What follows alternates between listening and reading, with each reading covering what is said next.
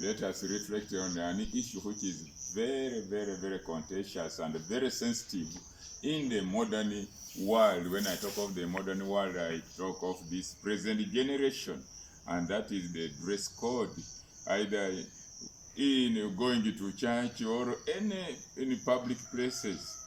Mother Mary has talked about it when in some of her apparitions, that the dress fashions are leading people to hell.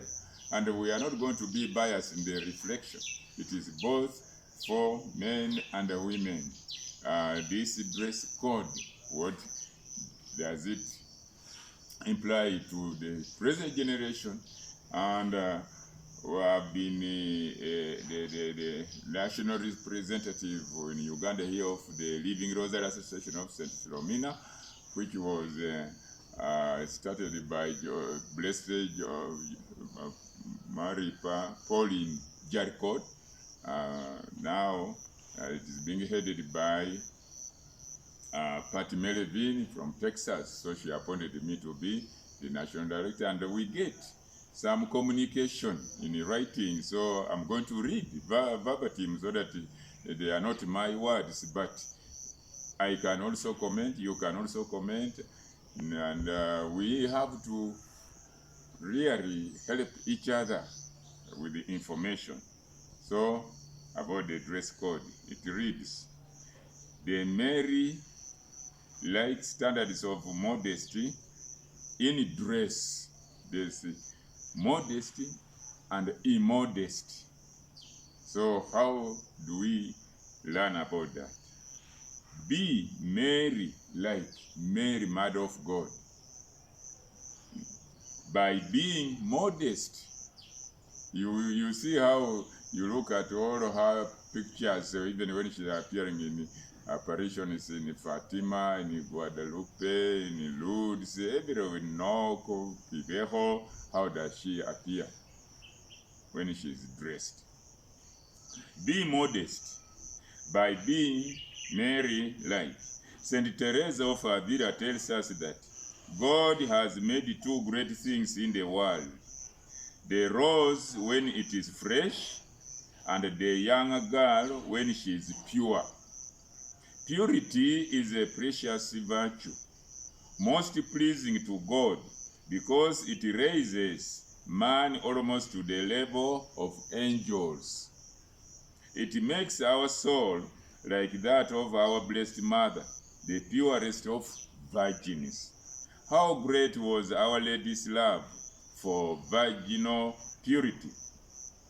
Her heart was so humble and immaculate that God came from heaven to dwell therein, that he might live on this earth and later die on the cross.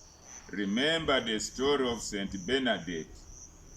One day she was asked what the Blessed Virgin was like.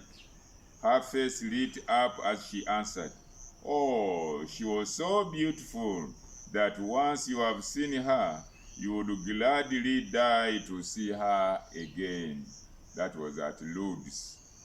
What does the church sing in praise to Our Lady? Thou art all beautiful, O Mary, and there is no stain in thee. Thou art immaculate, all pure and chaste, O Mary, who became for us the radiant gate of heaven. How are we going to imitate Mary's purity? We cannot do so without practicing modesty. Why? Because modesty is the natural protector of holy purity and an indication of its presence. Yes, purity is such a delicate virtue that if modesty is not there to shield and guard it like a quick-set hedge, it is easily tarnished in ourselves and in those who see us. The two basic rules of modesty are: A, sufficient coverage of the body. Truly modest clothing reaches below the knees, whether the one is standing or sitting. It has sleeves extending to the elbows, quarter-length sleeves, are nevertheless tolerated, but be careful if they are too short or too loose. Bodily movements expose to view what should be concealed. The body is supposed to be concealed in public. Modest apparel incorporates full coverage for the chest, shoulders, and back, except for a cutout about the neck, not exceeding 2 inches below the neckline, in front and in back. Avoid the use of flesh-colored or transparent fabrics such as laces or organdy unless adequate backing is added. B. Proper fit. Keep in mind that truly modest clothing conceals rather than reveals a woman's figure. A dress that provides sufficient coverage may still be immodest by reason of the fit, which renders it suggestive, an occasion of sin for others. Tight, form-fitting clothing is not acceptable. This includes garments made of thin or knitted fabrics, which tend to cling to and overly emphasize parts of the body.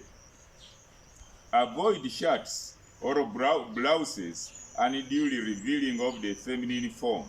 Certain shirts, such as turtlenecks, could possibly be worn depending on one's build under a jumper or with a vest or sweater. Avoid tight-fitting skirts. Included in this category are most slit skirts. Obviously, slits which rise above the knees are always immodest. However, even slit skirts which are hemmed far below the knees do not usually allow enough material to conceal the figure when walking, sitting, or genuflecting.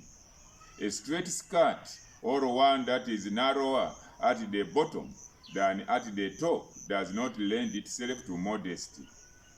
It is much easier to be modest in a skirt or dress which is gathered at the waist and wider at the bottom.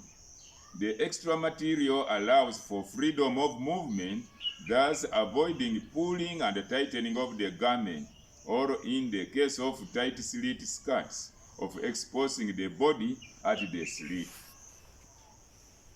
Wear undergarments that properly conceal and support so as not to draw undue attention.